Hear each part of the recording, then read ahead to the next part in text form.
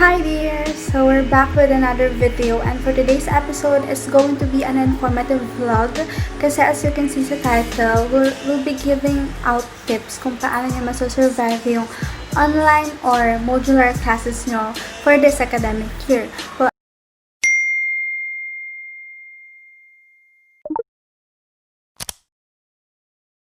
So, I recently received a comment from Thea Abdilia doon sa for incoming ABM student.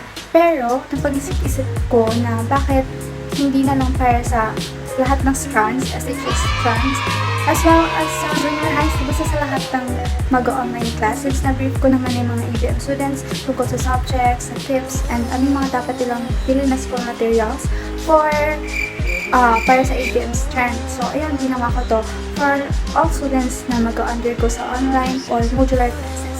So, actually, hindi pa naman officially nag-start yung academic year namin, pero nung summer vacation, naranasan kong mag-host and umattend ng Zoom and Messenger room sessions to be exact, para sa review group namin for the CEP. So, this video will be divided into 3 parts. So, the first part is yung before classes tips, the second one is the during classes tips, and the third one is the after classes tips. So, sa before and after classes tips, mahahati ulit sila sa tatlo. So, meron pa silang tatlong types. So, the first part is yung tips na applicable for both the online and modular classes. The next part is yung applicable only for online classes, and then the third one is yung applicable only for modular classes. And then, sa during tips naman, during classes tips, separate yan. So, mayroon dalawang sub-part tips for modular classes and then the tips for online classes. Okay, so, meron ako isisingit. Please to subscribe to my Ate Erica's YouTube channel kasi ang content niyo po is super ganda kasi napakabait niyan tayo. The first part of this video is the before classes tips. So, ito yung first sub-part na applicable for both your modular and online classes. So, the first one and the most important one, syempre, is to have your school materials prepared. Lahat basta nang gagamitin yung materials for your own online or modular classes 1 week or a month before your academic year starts. So, para hindi siya masyadong time-consuming kapag nag-start na officially academic year nyo. So, the second one is you have to wake up 1 hour or earlier before your online or your modular class starts. So, para yun sa mga matatagal kumilos like me. And then, next is you have to make sure that you have all the materials, school materials to be exact, that you need for your classes. So, kailangan malapit lang sila sa'yo. And I recommend using a bookshelf. 1, 2, 3, funky!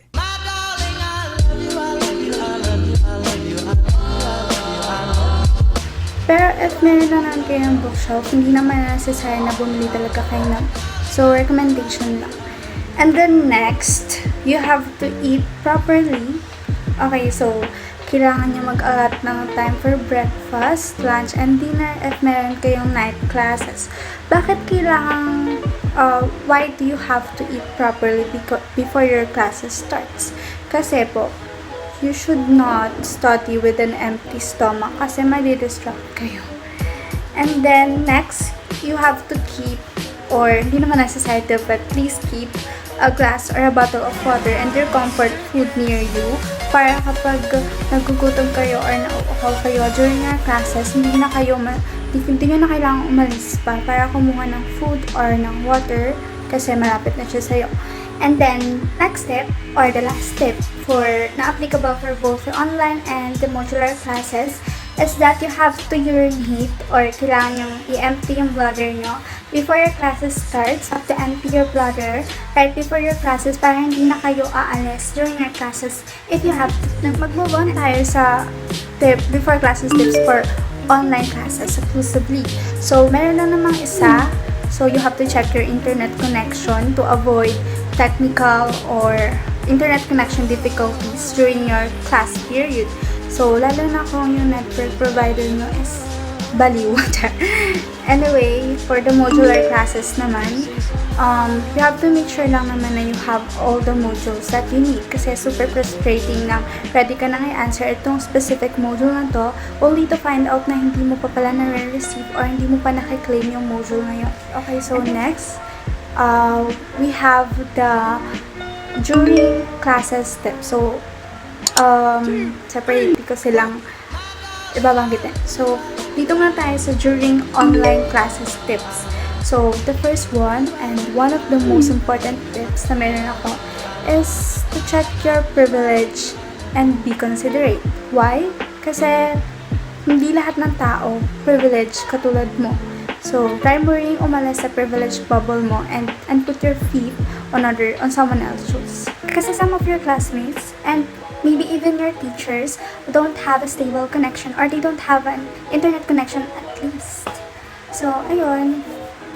Kung magko-connecting from your meeting yung teacher or classmates mo, intindihin mo. So, bigay mo lahat ng kaya mo ibigay na pang-intindi. Kasi malay mo wala talaga silang internet connection. And then, nabasa ko din sa Twitter na mayroong isang prof na nag-klase sa computer shop and then ginawa siyang laughing stock. That's so immature. Kasi my mom is a teacher and alam ko yung hirap na pinagdaraanan niya. Hindi rin nila gusto na ganito yung mangyari sa educational system. So, blame the system, not the educators. And then, next tip, try your best to be attentive all the time. Keep your phones away from you kung laptop yung ginagamit mo for online classes. And then, kung phone naman yung ginagamit mo, please do silent your notifications para hindi ka madidisturb during your meetings. For the next tip, you have to prohibit yourself from being distracted. So, same lang dun sa second tip na keep yourself attentive all the time. And then, the last tip na meron ako for online classes is to listen very carefully to your teachers kasi they are trying their very best. Kailangan nyo makinig talaga. So, same lang din sa face-to-face classes, necessary na talaga ang pakikinig ng mabuti. Now, let's move on to my tips for modular classes. So, I have 3 lang naman. So, the first step is, okay lang naman i-keep nyo yung phones nyo near you. Pero, you have to make sure na gagamitin nyo siya as an educational resource or para kapag magsasearch kayo ng methods, since modular na, self-study. Ayun, pero try your best na hindi siya gamitin for entertainment kasi madidistract kayo. At kapag na-distract kayo ng sandali, tuloy-tuloy na yun, I swear. And then next, ayun nga, huwag kayong magpapadistract. Try your best not to be distracted until you finish answering your modules or your activities. And then the last step is mag-take kayo ng 5 to 10 minutes break every 30 minutes para hindi kayo masyadong madaling. So, ayan na naman. Kung gusto niya lang naman. Pero kung basta go-work sa inyo, tuloy-tuloy yung pagsasagot or pag-aaral, then do it. And then, for the after classes tips naman, these are the tips na applicable for both the online and the modular classes. So, the first one is, ibalik nyo sa tamang lalagyan lahat ng mga school materials na ginamit nyo para for your next class or for the next meeting, for the next day, is hindi kayo maguguluhan na ang gulo-gulo. Hindi kayo mainis ang gulo-gulo ng workplace nyo. And then next, take a nap, pray, or browse the internet to release your stress. So, ayun, nakakamiss kasi, diba? After ng classes, nung mayroon pang face-to-face classes, kakain with barkada, or maglalaro with barkada ulit, chat with barkada also. Pero ngayon wala sila, kaya matulog ka na lang muna, umipilip ka, and then mag-play, or mag-browse ka, mag-internet ka, mag-Netflix ka, para ma-release mo yung stress mo. And then the last is, you have to sleep early for the next day's meeting. So, huwag ka nang magpuyat pa, huwag na makipag-late night talks, prioritize mong pag-aaral.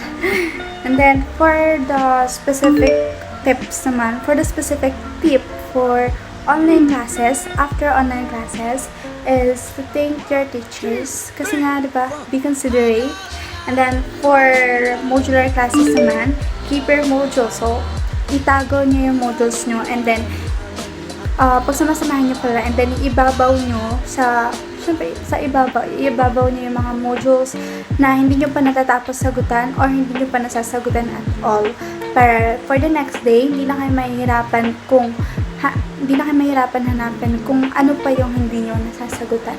Okay, so that concludes our episode for today. And kahit hindi nyo nagustuhan tong video na to, please give this video a thumbs up. And also, if hindi pa kayo nag-subscribe sa akin channel, please make sure to hit the subscribe button and click the notification bell button for more ano ba kasing content ko? Okay, so kung meron pa kayong gustong ipagawa ng video or tutorials and tips also ulit, sige, comment nyo lang sa baba, syempre. Okay, thank you dears. Thank you for watching. Bye-bye. Love you. Missing someone, love with all your heart. Missing someone.